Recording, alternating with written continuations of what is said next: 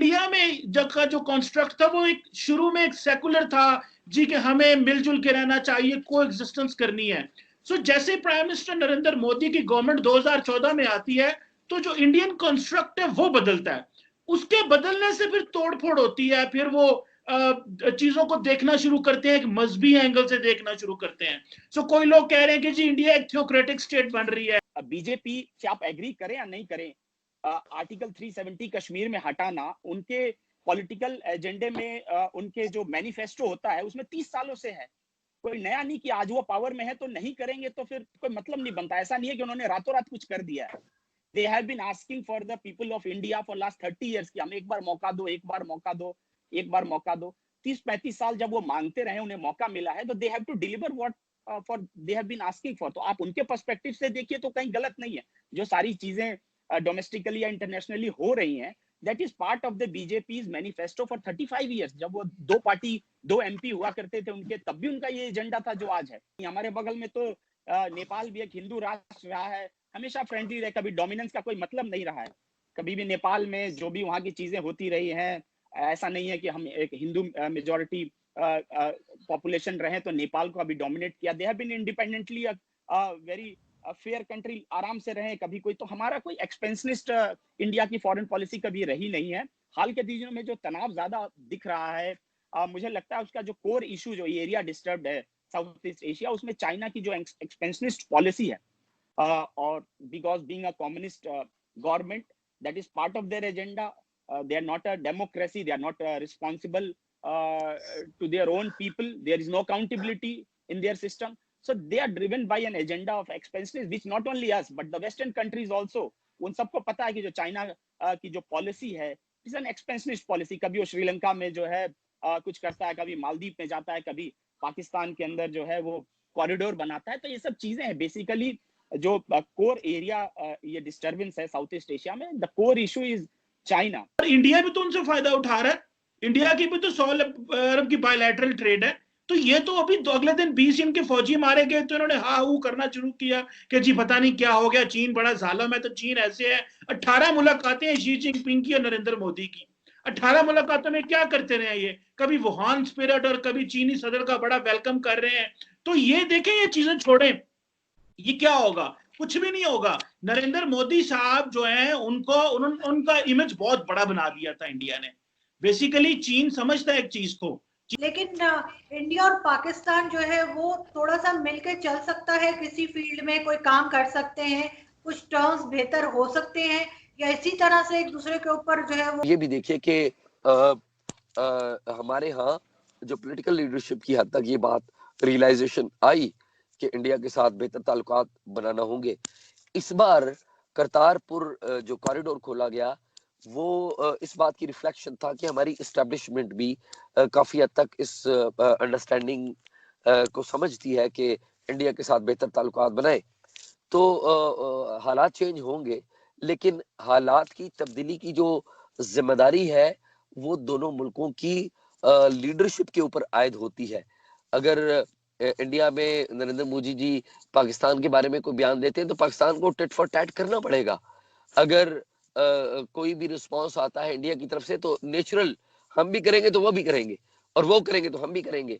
तो ये जो स्टेट्समैनशिप है, मोदी जी ने सियासत बहुत कर ली। मोदी जी को चाहिए कि वो स्टेट्समैनशिप करें। एक डिसाइसिव गवर्नमेंट है, इसमें कोई दो मत नहीं है। ये गवर्नमेंट बिल्कुल ठीक, एकदम नंबर 1। नंबर 2 कि जो भी कुछ हुआ है आप उससे एग्री करें या नहीं करें, but that was part of their agenda for last 35-40 years. Since their inception party बनी इसी मुद्दे पर थी, और आज ठीक भी बात। बनी उन्होंने 30-40 साल से। आप जो सीए की बात कह रहे हैं, सीए का मुद्दा, सिटीजनशिप का issues, that is part of their agenda for 35 years. They have been working for it. आप उनसे एग्री करें या ना करें, उन्होंने कई चुनाव लड़े, हारे, लोगों को कन्विंस करने में कि भाई हम आर्टिकल 370 जो इंडियन कॉन्स्टिट्यूशन में है, जो कश्मीर को स्पेशल स्टेटस देता है, वो हमारे इंडियन इंटरेस्ट में नहीं है। आखिर 35 साल लोगों ने उसे नहीं माना। बीजेपी पॉलिटिक्स से बाहर रही, सत्ता से बाहर रही। आखिरकार जब उनको मैंडेट मिला है, they owe it to the people to fulfil the agenda. Freedom है और नहीं है, ये वो देखिए, सीए हमारे यहाँ पास हुआ, उसके बाद अब तक का सबसे लंबा सबसे लंबा जो स्ट्रगल या रेसिस्टेंस हुआ वो पीसफुल रेसिस्टेंस था। कहीं एक गोली नहीं चली, कहीं एक लाश नहीं गिरी।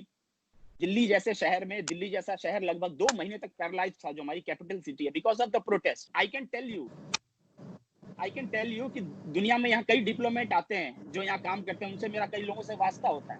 वो हमें बताते हैं कि वो कई जगह काम करके आए हैं। कई लोग हैं 17-18 मुल्कों में जो अलग अलग कंट्रीज के डिप्लोमेट्स इंडिया में रहते हैं। जब उनके साथ हम गेट टुगेदर में जाते हैं तो वो हमें बताते हैं कि कुणाल जी आप तो हमसे मिलने आ जाते हैं, कभी सोचना आपको नहीं पड़ता। मैं पाकिस्तान में पोस्टेड था तो वहाँ जो जर्नलिस्ट मिलने आया करता था, जर्नलिस्ट के पीछे वहाँ की एजेंसियां लग जाया करती थी, कौन किस यहाँ जा रहा है, कौन मिल रहा है। तो हमारे यहाँ तो ये है कि हमें तो कुछ सोचना भी नहीं पड़ता एज अ जर्नलिस्ट, किस नेता के घर जा रहे हैं, किस डिप्लोमेट से मिल रहे हैं, इजराइल वाले से मिल रहे हैं या सऊदी अरेबिया वाले से मिल रहे हैं या अमेरिकन, या आपके भी जो पाकिस्तानी एम्बेसी है वहां जा सकते हैं, हमारे अच्छे ताल्लुकात है ना हमारे। तो और क्या होता है वो खुद बताते हैं जो बाहर के आते हैं। चलिए हम अपनी बात नहीं करें, मेरे जो डिप्लोमेट्स हैं वो बताते हैं कि आप लोगों के अंदर, आप लोगों के पास जो फ्रीडम है काम करने की एज अ जर्नलिस्ट, कह रहे बहुत कम मुल्कों में है। भारत अपना कंस्ट्रक्ट बदल के एक सेकुलर से एक हिंदू मजहबी रियासत बनना चाहता है, तो हमारा कोई इसमें अमल दखल नहीं होना चाहिए। ये भारत के लोगों की मर्जी है, हमें इससे कोई इतराज नहीं है। एक जमहूरी मुल्क में अगर नरेंद्र मोदी साहब ये फैसला करना चाहते हैं कि भाई हम एक हिंदू मजहबी रियासत बनना चाहते हैं, तो भाई आपको इजाजत है, आपके लोगों ने फैसला किया। मैं कौन होता हूं या कोई जैद बकर कौन होता है कि जी आप नहीं बन सकते। हम तो ये कह रहे हैं कि ये जो आपके डबल स्टैंडर्ड है ना, कि एक तरफ तो सेकुलर है, आप थ्योरेटिकली सेकुलर है, प्रैक्टिकली हिंदू है। आपके लिए क्या है कि चूंकि आप एक इस्लामिक कंट्री है, आपके लिए क्या है, यहाँ के जो मुसलमान है जो आपसे अच्छी स्थिति में यहाँ रह रहे हैं, केवल आपके लिए वो इशू है, हमारे लिए वो इशू एक नहीं है। आप इंडिया के कंसेप्ट को नहीं जानते। आपके यहाँ क्या, आपका राष्ट्र बना था एक धर्म के आधार पर। हमारे यहाँ एक धर्म, एक खाना, एक कपड़ा, एक भाषा, कुछ नहीं था। हिंदू मुसलमान के अंदर जितना फर्क है उससे ज्यादा यहाँ बंगाली और पंजाबियों में है, गुजराती और तमिल में है। हमारे यहाँ कॉम्प्लिकेशन एक रिलीजन, आप सारे इश्यूज में एक रिलीजन माइनॉरिटी, हिंदू राष्ट्र। अरे हिंदू में भी तो कितने हैं, हिंदू में हमारे तो 28 राज्य हैं, उनकी 28 भाषाएं हैं। एक पंजाबी जो बोलता है वो तेलुगु नहीं समझ सकता, जो एक मद्रासी बोलता है वो नॉर्थ ईस्ट का आदमी नहीं समझ सकता। एक जैसा खाना नहीं खाते, कई गाय की पूजा करते हैं नॉर्थ ईस्ट में, वो जो है पोर्क खाते हैं, बीफ खाते हैं, कोई लुंगी पहनता है, कोई पजामा पहनता है, कोई कुछ पहनता है। हमारे इश्यूज अलग हैं।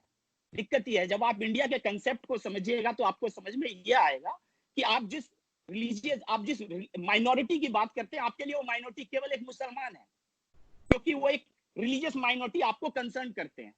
बट मैंने पहले भी कहा था, जब आप इंडिया के सिस्टम को समझिएगा, जब इंडिया एज अ कंसेप्ट को समझिएगा, आज जो हो रहा है वो ये हो रहा है कि मुसलमानों को अलग थलग नहीं करना है, दे आर पार्ट ऑफ। जैसे कि एक बिहार और यूपी के लोग महाराष्ट्र में स्ट्रगल कर रहे हैं अपने स्पेस के लिए, स्ट्रगल कर रहे हैं, वहां स्ट्रगल कर रहे हैं। जैसे आसाम में बंगालियों का सीए का इशू था, सीए का इशू हिंदू मुसलमान का आप लोगों ने बनाया, आप लोगों को अंडरस्टैंडिंग है कि हिंदू मुसलमान का इशू है। It all started with Assam.